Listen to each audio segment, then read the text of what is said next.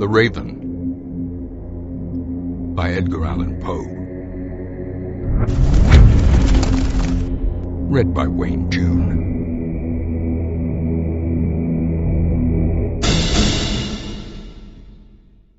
Once upon a midnight dreary, while I pondered, weak and weary, over many a quaint and curious volume of forgotten lore, while I nodded, nearly napping, suddenly there came a tapping, as of someone gently rapping at my chamber door.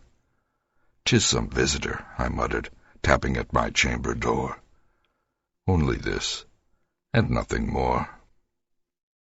Now distinctly I remember it was in the bleak December, and each separate dying ember wrought its ghost upon the floor. Eagerly I wished the morrow. Vainly I had sought to borrow from my books surcease of sorrow. Sorrow for the lost Lenore, for the rare and radiant maiden whom the angels name Lenore.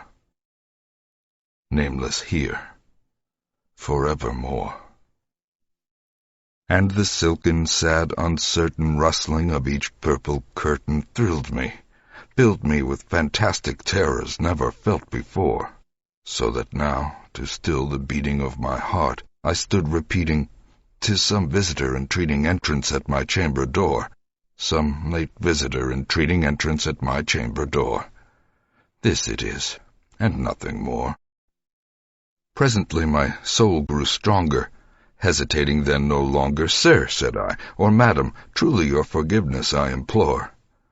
But the fact is I was napping, and so gently you came rapping, and so faintly you came tapping at my chamber door, that I scarce was sure I heard you." Here I opened wide the door. Darkness there, and nothing more. Deep into that darkness peering, long I stood there, wondering, fearing, doubting, dreaming dreams no mortal ever dared to dream before. But the silence was unbroken, and the stillness gave no token, and the only word there spoken was the whispered word, "Lenore."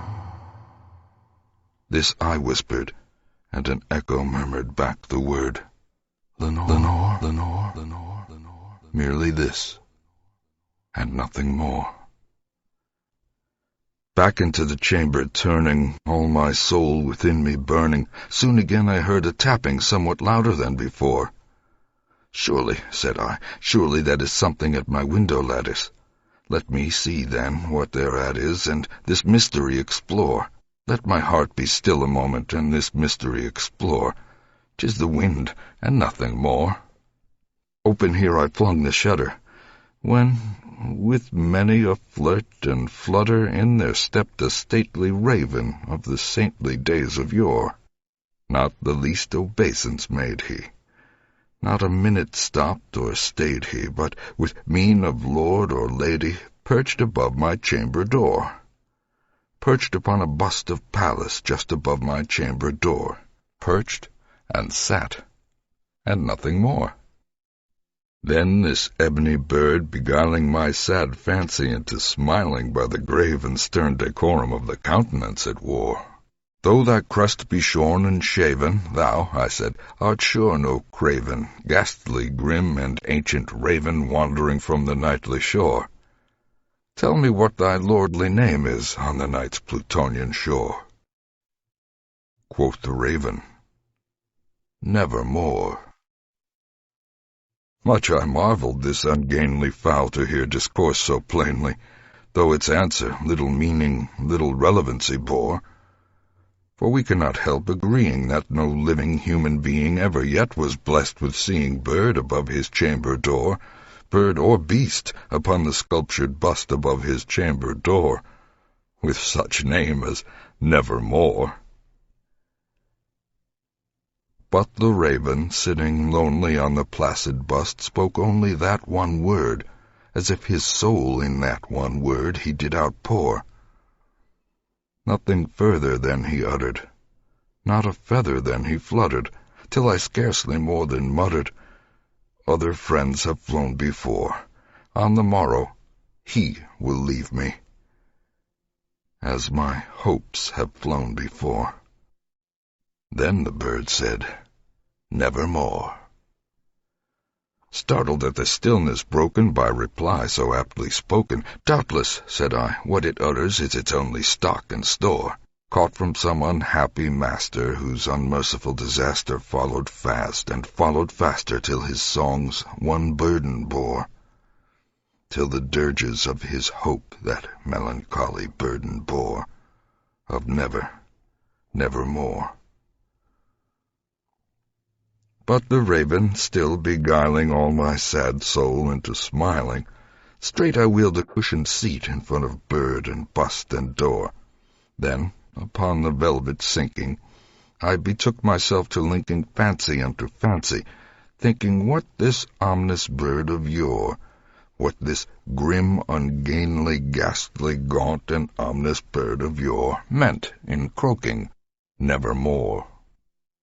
This I sat engaged in guessing, but no syllable expressing to the fowl whose fiery eyes now burned into my bosom's core. This and more I sat divining, with my head at ease reclining on the cushion's velvet lining that the lamplight gloated o'er, but whose velvet violet lining with the lamplight gloating o'er she shall press, nevermore.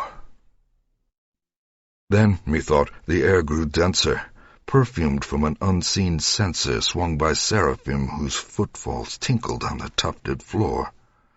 Wretch, I cried, thy God hath lent thee by these angels, he hath sent thee respite, respite and nepenthe from thy memories of Lenore.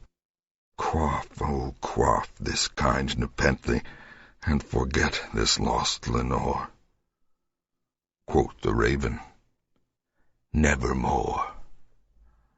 Prophet, said I, thing of evil, prophet still if bird or devil, whether tempter sent or whether tempest tossed thee here ashore, desolate yet all undaunted on this desert land enchanted, on this home by horror haunted, tell me, truly I implore, is there balm in Gilead? Tell me, I implore. Quoth the raven, nevermore. Prophet, said I, thing of evil, prophet still if bird or devil, by that heaven that bends above us, by that God we both adore, tell this soul with sorrow laden, if within the distant Aidenn it shall clasp a sainted maiden whom the angels name Lenore. Clasp a rare and radiant maiden whom the angels name Lenore. Quoth the raven, nevermore. Be that word a sign of parting, bird or fiend, I shrieked, upstarting.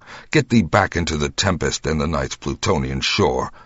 Leave no black plume as a token of that lie thy soul hath spoken. Leave my loneliness unbroken. Quit the bust above my door. Take thy beak from out my heart, and take thy form from off my door. Quoth the raven, nevermore.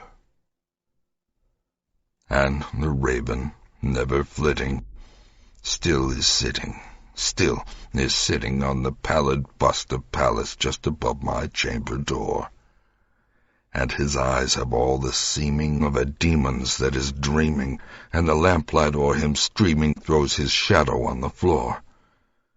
And my soul, from out that shadow that lies floating on the floor, shall be lifted nevermore.